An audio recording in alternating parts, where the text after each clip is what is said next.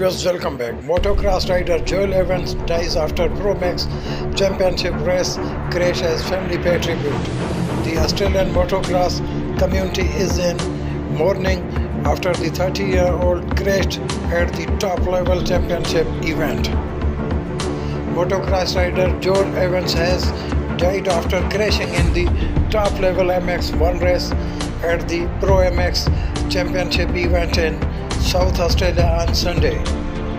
The 30-year-old was injured in a single bike incident on Gillman Speedway, with Motorcycling Australia MA declaring the meeting was abandoned, with the accident requiring the complete attention, trackside medical resources. Thanks for watching this content and please stay connected.